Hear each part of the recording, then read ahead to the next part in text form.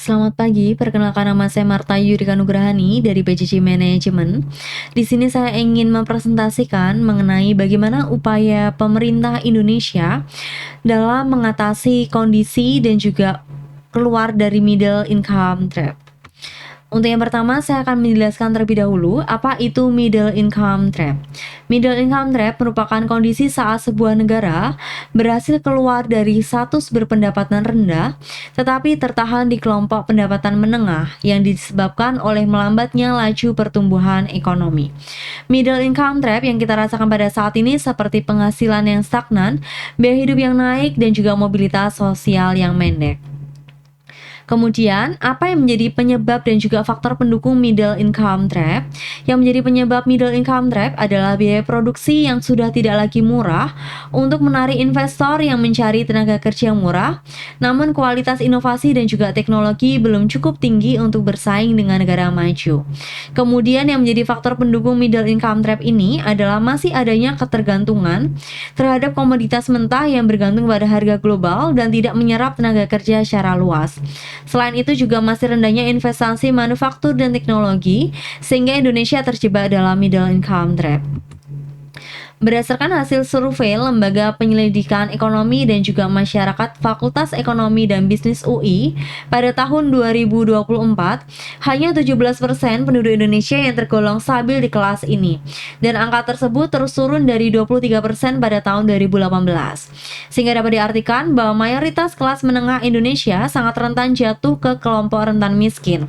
Kondisi middle income trap muncul karena Indonesia belum bisa bersaing lagi dengan negara upah murah, tetapi juga belum cukup kuat untuk bersaing dengan negara maju dalam hal inovasi maupun teknologi.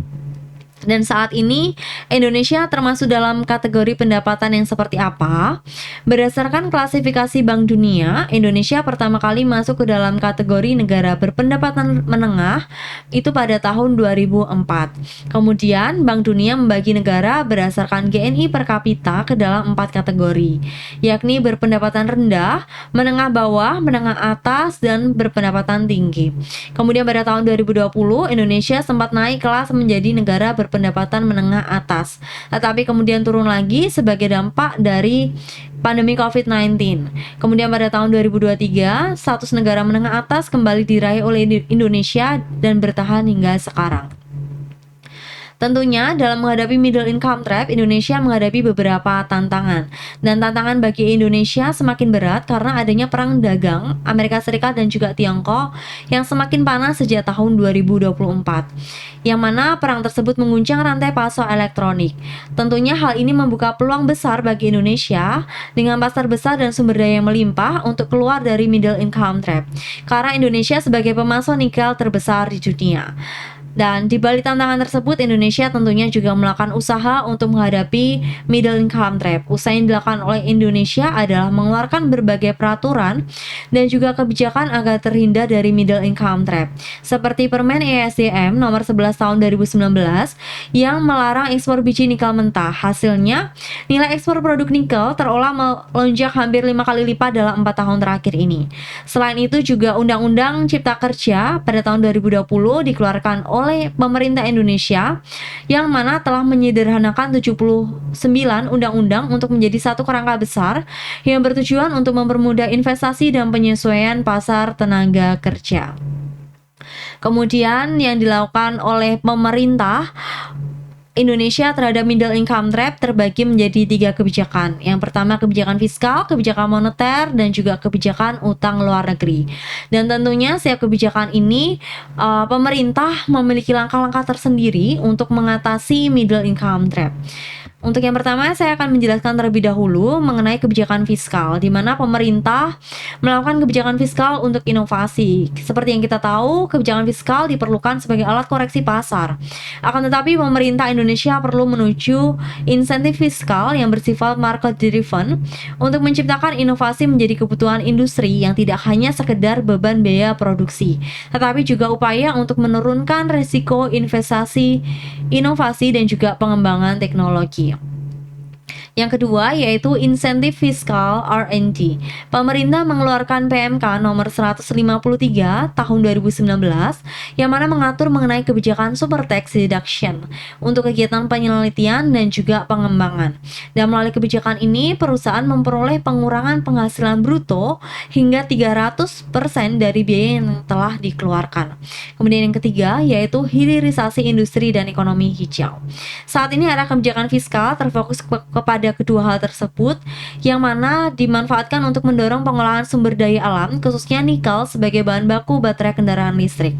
Melalui pemberian insentif pajak bagi investor, Indonesia mengambil posisi strategis dalam rantai pasok global dengan tantangan perubahan iklim yang mendorong pajak karbon. Pajak karbon ini merupakan instrumen yang mendorong inovasi teknologi rendah karbon dan mengurangi beban pajak. Kemudian yang kedua yaitu kebijakan moneter. Pada kebijakan moneter ini, hal-hal yang dilakukan oleh pemerintah Indonesia antara lain menjaga stabilitas nilai tukar rupiah.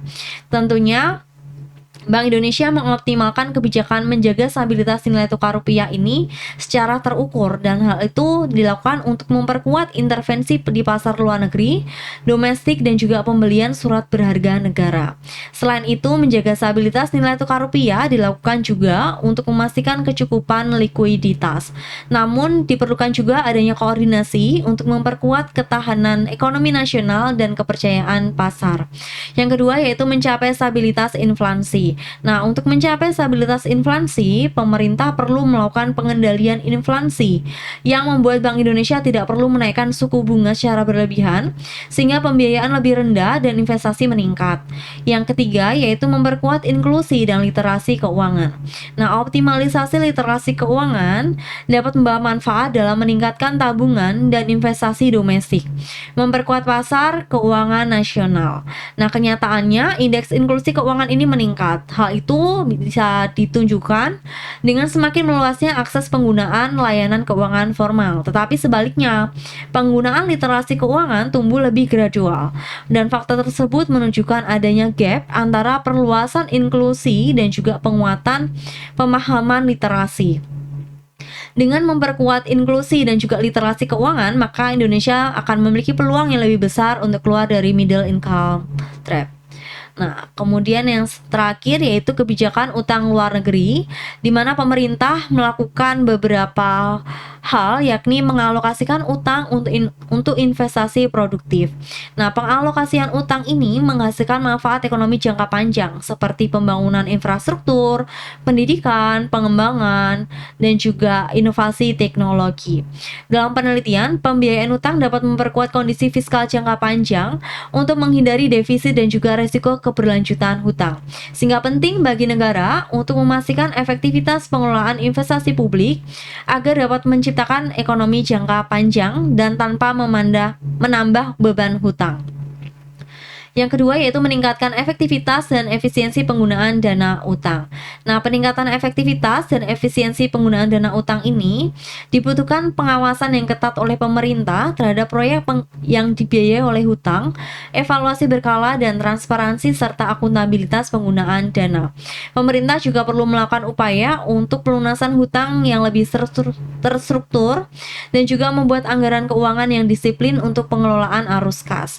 Kemudian yang ketiga yaitu memanfaatkan hutang untuk hilirisasi dan industrialisasi.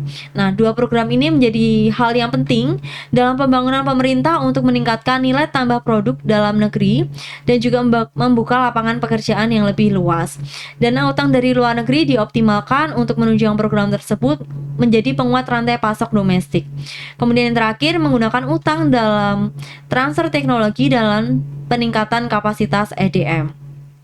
Menggunakan utang untuk transfer teknologi dan pelatihan untuk meningkatkan kapasitas SDM tentunya meningkatkan produktivitas dan daya saing global. Dan transfer teknologi ini memiliki tujuan lain untuk mencapai kemandirian digital dan penguatan industri nasional. Melalui pendanaan, pelatihan, dan juga transfer teknologi dapat mendukung pertumbuhan ekonomi dan kesejahteraan sosial di negara berkembang. Sekian presentasi dari saya, terima kasih.